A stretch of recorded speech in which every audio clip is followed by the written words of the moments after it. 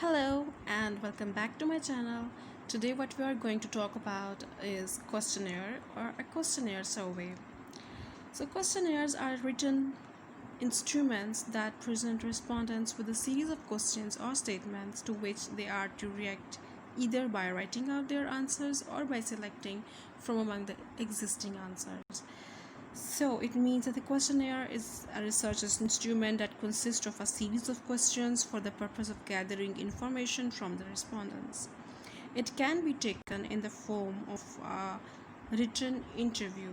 It can be considered as a form of a written interview whereby one person or a number of persons, respondents, are asked to give their opinions about a particular subject or a particular issue. They are supposed to respond regardingly, and then the data is collected by the researcher from them and is then analyzed using different softwares and by multiple techniques. It is used to gather the first-hand information from the large audience in the form of a survey. It means that a large number of audience can respond according to the situation, as it in a single time it can take information from a number of respondents. Let's move towards journal features. But before telling you about the journal features, I would like to tell you about the types. As we know that questionnaire is a tool of data collection, it is basically consists of two types: structured questionnaire and unstructured questionnaire. As the name implies, structured questionnaire is a kind of a questionnaire in which everything is questions are pre-planned and the answers to which are already written over there. An unstructured questionnaire could be a kind of a questionnaire in which there is nothing planned and the respondent or the researcher timely decides step by step while taking the interview or while passing through certain situations in which the respondents are answering the questions. And sometimes also there is a kind in which both of these structured and unstructured is mixed. Let's talk about the general features. First of all, I would like to tell you about length. How important the topic of questionnaire is for the respondent. It's very important for the researcher to consider this thing, that how much this question is important, is valuable for the respondent to answer. How much the respondent feels about something. For example, we have questionnaires, we have checklists in which the respondents are required to answer in a manner like scales. There are scales: strongly agree, or disagree, or strongly disagree, or maybe neutral. So there are many levels. So the maximum length should be set with the slowest readers in mind. Only in exceptional cases should a questionnaire be more than 4 pages long, take more than 30 minutes to complete. So it is very important to consider the length of a questionnaire, as a questionnaire should be not more than 4 pages and it should not take more than 30 minutes to complete. Layout. It should be of a booklet format. Not only does the questionnaire have to be short, but it has to look short. Appropriate density. Trade-off involving reducing the margins using a space economical font 11 or 12 times New Roman, and utilizing the whole width of the page, for example by printing the response questions options next to the questions and not below. Orderly layout. Even if the page is dense, a well designated orderly layout that utilizes various typefaces and highlighting options, bold characters or italics. Paper quality. Document should be thick and it should be beige in color, or it should be white in color. Sequence marking. Mark each main section of the questionnaire with Roman numbers, each question with consecutive up figures, and then the letter of all the subparts of a question.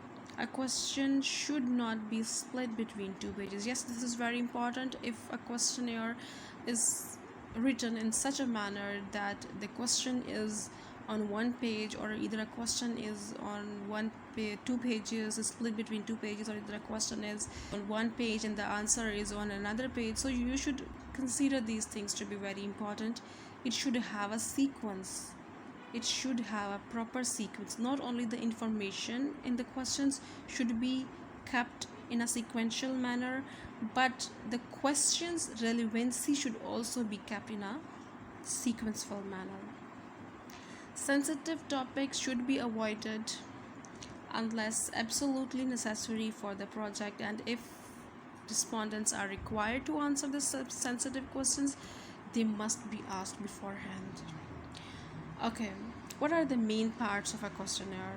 A title. A questionnaire should have a title to densify the domain of investigation. It means that the questionnaire should have a proper title so that it would make the respondent to be confident about what he is going to answer.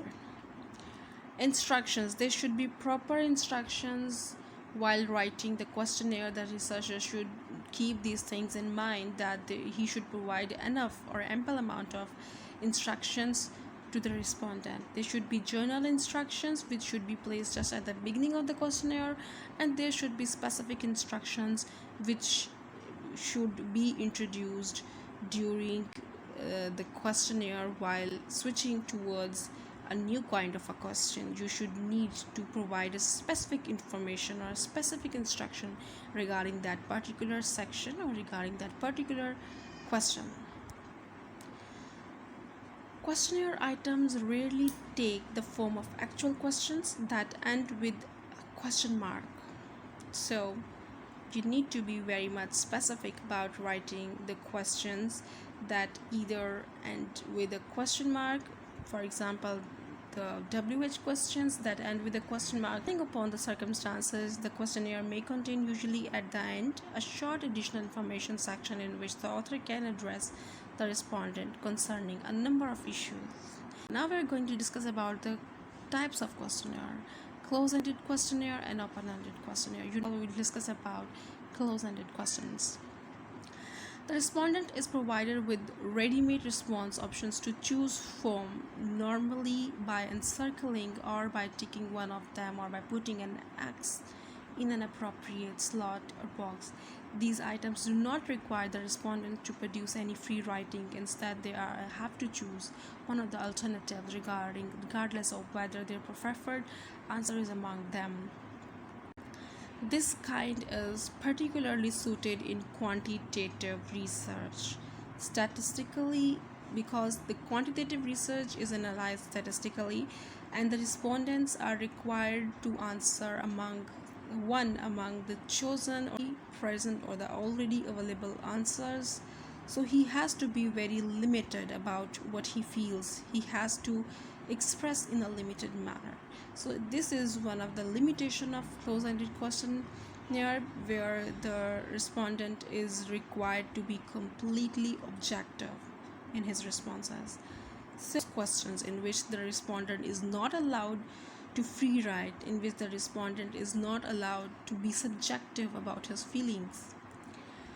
And it has an advantage because close-ended questions are generally those kind of questions which are coded in a particular way, and for this thing it is somewhat quicker and it is straightforward and leaves no room for subjectivity.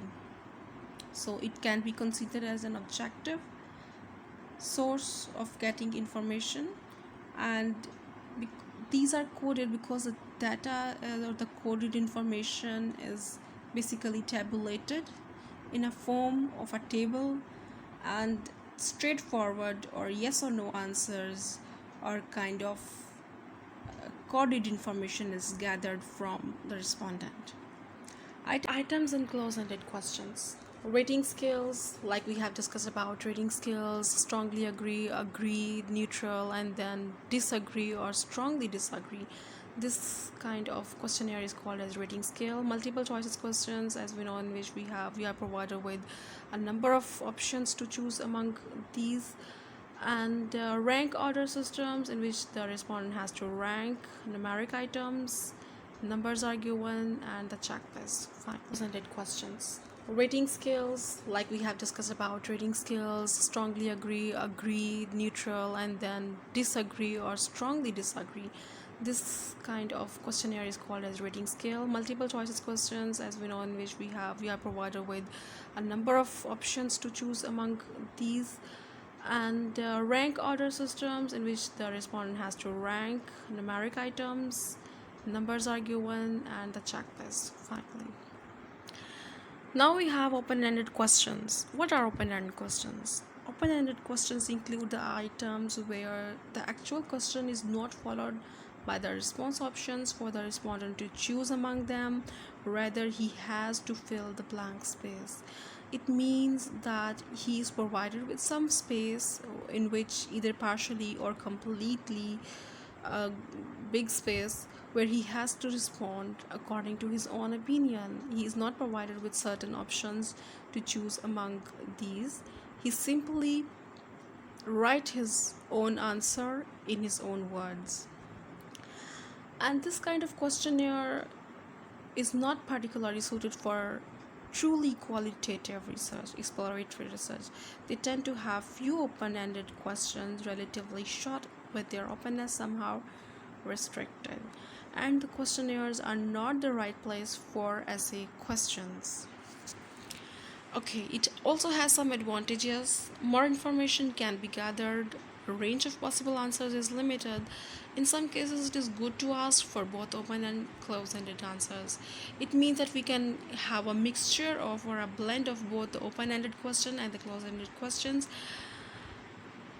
More information can be gathered in the form of open-ended questions, as respondent does not need to be biased about something, or the respondent is not restricted to choose among provided options. It also has some disadvantages. Greater precious respondent availability time is required. It means that respondent needs to be more available to the researcher. He needs to give more time to this kind of activity, and it is difficult to code in a reliable manner. Greater value for subjectivity. It can somehow provide a greater room for the subjectivity of the respondent. So there is a suggestion from me. Researchers agree that truly open questions, that is, the one that requires quite a bit of writing, should be placed at the end. It means that this kind of technique will actually allow the researcher to stay away from being biased, because at first he's provided with certain kind of options, so the researcher will become sure about opinion of the respondent, because in the written section he will openly express about what he has expressed in the close-ended kind of questions. And then we have items in open-ended questionnaires. Specific open questions, which are very open, completely open questions. Clarification questions, in which the clarification is asked from the respondent. Sentence completion item provided with a partial space to complete the answer. Short answer questions, in which the researcher is provided with 2-3 lines or 4-5 lines, in which he has to answer according to his opinion.